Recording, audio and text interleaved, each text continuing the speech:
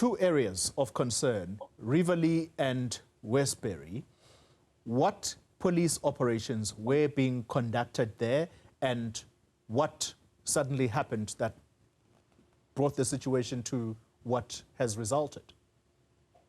Well, a very good afternoon, and thank you for the opportunity. In both areas, police were conducting their regular patrols when suddenly they stopped.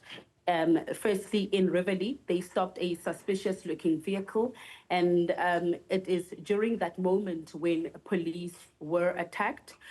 These group of suspects that were in a white vehicle started shooting at police.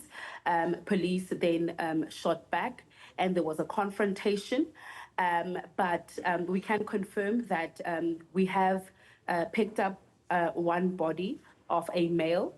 We are investigating whether the shot that killed that particular male was that of the police officers during the confrontation, or it came from the suspects that were evading police arrest during the stop and search operation.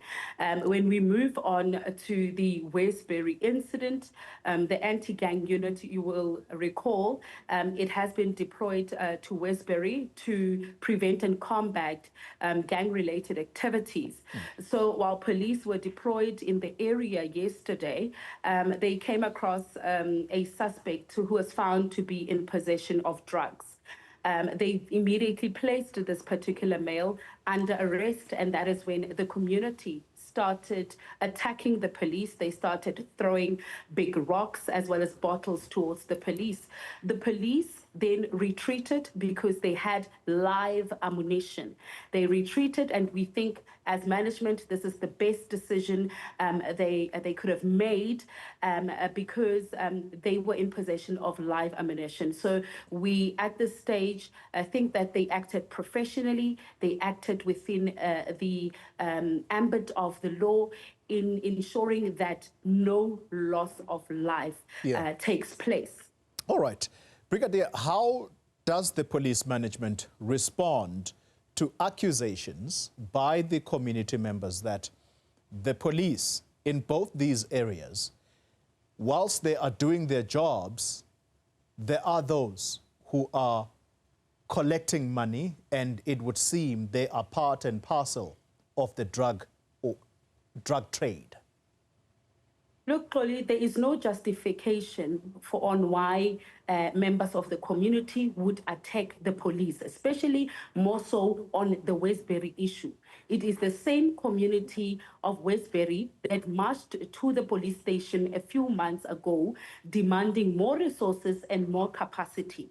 We have now reinforced our deployments in Westbury, but now we see the very same community now attacking the very same additional deployments that have been made. So we cannot allow such a situation. We are not going to allow our members to be bullied. We are going to continue to prevent and combat gang activity in that area without fear or favor. And as we are having this conversation, we had a meeting earlier with the Minister of Police together with the Deputy Ministers, the National Commissioner, as well as the Provincial Commissioner of the province. And we are saying we are standing and supporting, we are standing by and supporting the police officers that were deployed in Westbury yesterday. We think they acted within the confines of the law. They implemented the best decision because they really averted the loss of life. So it is quite clear, Chloe, that the community of Westbury does not want to be policed, because police were there arresting a suspect who was found in possession of drugs. And that is when this community started attacking police. So it's quite clear they do not want to be policed. They don't want police in that area. But we are saying we have reinforced, we will remain in Westbury to ensure that we continue to combat gang-related activity. And as we speak, in less than 24 hours since that incident happened, 2 people were killed in Westbury, the very same community where we saw the community security, chasing police away, attacking police officers for doing their job. So we are throwing it back to the community of Westbury to say, what now?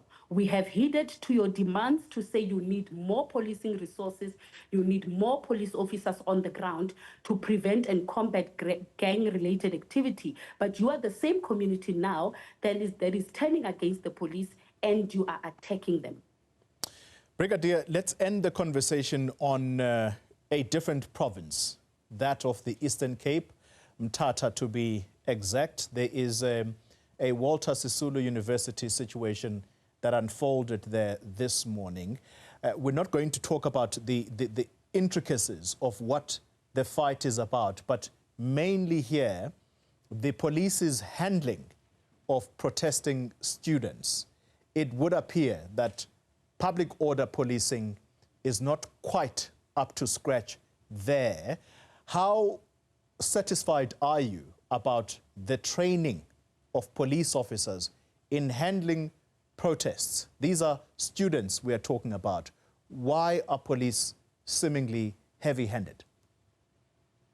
Well, Xoli, we can't allow a situation where roads are barricaded. We can't allow protests to escalate into violence. We don't have a problem with students protesting, but so long as there is no criminal activity. But once you start barricading the roads, as you can see in your pictures, with big rocks, with debris, and with large objects, that is a situation that we cannot allow. We've got full faith and confidence in the work of our public order policing members on the ground that utilize less lethal force when they are confronted with such situations. So we are pleading with communities and the students out there to work together with the police.